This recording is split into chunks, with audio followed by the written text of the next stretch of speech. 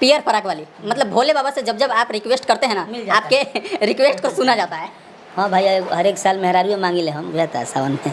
एक साल आप मेहरारू मांगे, सब होके हुनर, मेहरारू चाहे सुनर। और ऐसा लगता नहीं है कि उसके अलावा भी भोजपुरी के किसी अदर सुपरस्टार का सावन का इतना बड़ा कोई गाना होगा। सबसे बड़ा गाना है वो। भैया गाना रिलीज हुआ पियर फराक वाली, और रिलीज होते ही ट्रेंडिंग में, अभी भी रील्स पे ट्रेंड कर रहा है। जी जी, काफ़ी 1,70,000 तो रील बन गई बा ओकर। 2 वर्जन देखने को मिलेगा या नहीं मेहरारू चाहे सुनर का? मिली भाई, बहुत बढ़िया गाना बा। कब मिलेगा उसका? 24 तारीख का रिलीज होता है, आप सब सुनो। अच्छा, 24 तारीख को जो रिलीज हो रहा है उसी का 2 वर्जन है। उसी का। नजर डालिए भोले बाबा, नजर डाली हमारे बनो घर वाली, पियर फराक वाली। अक्सर करके हम लोग देखते हैं प्रमोद प्रेमी जी का विवाद से दूर दूर तक कोई नाता नहीं होता है। काहे प्रमोद प्रेमी जी इतना दूर काहे रहते हैं? प्रमोद प्रेमी जी को ऐसा नहीं लगता कि विवाद से फायदा होता है? ना ना ना ना, अरे काम से फायदा, बढ़िया चीज़ गाइए, बढ़िया चीज़ लोगों को दीजिए, विवाद करने से क्या मिलेगा आपको? यानी कि प्रमोद प्रेमी जी का सोच है विवाद से हमें कोई लेना देना नहीं है, हमें अपने काम पे फोकस करना है और हमें अपने काम से लोगों को जवाब देना है। हाँ, काम कीजिए, विवाद क्या करना है। लेकिन अदर सुपरस्टार तो सर ये सोचते हैं कि हम जितना विवाद करेंगे उतना ज़्यादा हमारा गाना बजेगा, सर्चिंग बढ़ता है, तो वो हम ना चाहिए। जब बढ़िया चीज़ रहे अपने, सर्चिंग बढ़ जाए। फिल्म में अभी कौन कौन सी फिल्म जो है शूट हो रही है और कौन कौन सी फिल्म जो है जो रिलीज के फ्लोर पे है?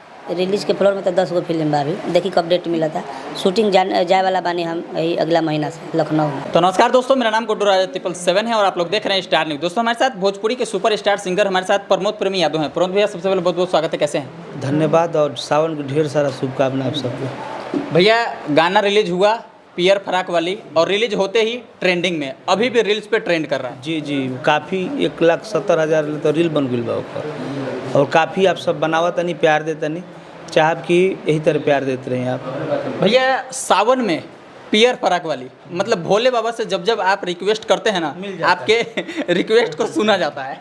हाँ भाई, हर एक साल मेहरारू मांगी ले हम रहता है सावन में। एक साल आप मेहरारू मांगे, सब होके हुनर, मेहरारू चाहे सुनर। और ऐसा लगता नहीं है कि उसके अलावा भी भोजपुरी के किसी अदर सुपरस्टार का सावन का इतना बड़ा कोई गाना होगा। सबसे बड़ा गाना है वो, जो सारे गाना भोजपुरी हम पे 125-30 मिलियन में गाना बा।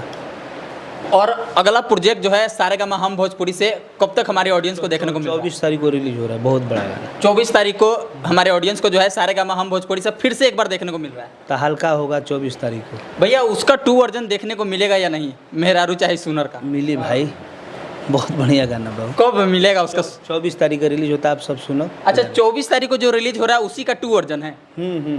उसी का। भैया चाहेंगे ये पियर फराक वाली जो गाना इतना अभी रील्स पे ट्रेंडिंग में है, चाहेंगे 2 लाइन हो जाए? नजर डालिए भोले बाबा, नजर डाली हमारे बनो घर वाली, पियर फराक वाली। बहुत प्यारा सॉन्ग बा, एक बार आप सब सुनिए और गाना का प्यार आशीर्वाद। भैया इस सावन का कितने गाने का प्रोजेक्ट जो है भैया बन करके रेडी है, हमारे ऑडियंस को देखने को मिलने वाला है? 15-17 गाना गौलर जन्म 10 गाना रिलीज बा, 6-7 गो और गाना बा रिलीज होकर खातिर। भैया और लोकगीत का क्या तैयारी चल रहा है, कब तक हमारे ऑडियंस को देखने को मिलने वाला है? एक बाद लोकगीत हो, एक बाद देवी गीत शुरू है। यानी कि लोकगीत बस आने की ही तैयारी है, प्रोजेक्ट बन करके रेडी है? सब रेडी है, और आप सबके बीच में आई, आप सब प्यार दी, आशीर्वाद दी। भैया चाहेंगे फिल्मों के बारे में कुछ चर्चा की जाए। फिल्म में अभी कौन कौन सी फिल्म जो है शूट हो रही है और कौन कौन सी फिल्म जो है जो रिलीज के फ्लोर पे है?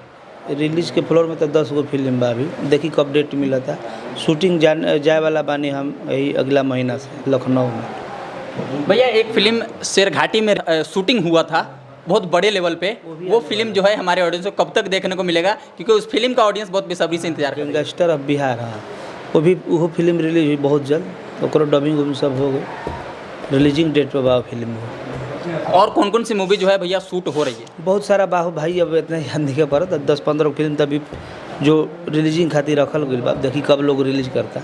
भैया अक्सर करके हम लोग देखते हैं प्रमोद प्रेमी जी का विवाद से दूर दूर तक कोई नाता नहीं होता है। काहे प्रमोद प्रेमी जी इतना दूर काहे रहते हैं? प्रमोद प्रेमी जी को ऐसा नहीं लगता कि विवाद से फायदा होता है? ना ना ना ना, अरे काम से फायदा, बढ़िया चीज़ गाइए, बढ़िया चीज़ लोगों को दीजिए, विवाद करने से क्या मिलेगा आपको? लेकिन अदर सुपरस्टार तो सर ये सोचते हैं कि हम जितना विवाद करेंगे उतना ज़्यादा हमारा गाना बजेगा, सर्चिंग बढ़ता है, तो वो हम ना चाहिए। जब बढ़िया चीज़ रहे अपने, सर्चिंग बढ़ जाए। यानी कि प्रमोद प्रेमी जी का सोच है विवाद से हमें कोई लेना देना नहीं है, हमें अपने काम पे फोकस करना है और हमें अपने काम से लोगों को जवाब देना है। हाँ, काम कीजिए, विवाद क्या करना है। भैया अभी हाल ही में सावन के कौन कौन से प्रोजेक्ट जो है हमारे ऑडियंस को देखने को मिलने वाला? बहुत जल्द आपको देखे के मिली, बहुत सारा आ गई बा, ओकरा का आप सब देखी कंपनी से, और बहुत सारा गाना आयु के देखी और चलते चलते सावन के ढेर सारा शुभकामना सब भाई के दी भैया अंततः चाहेंगे एक गाना दो लाइन तबियत हो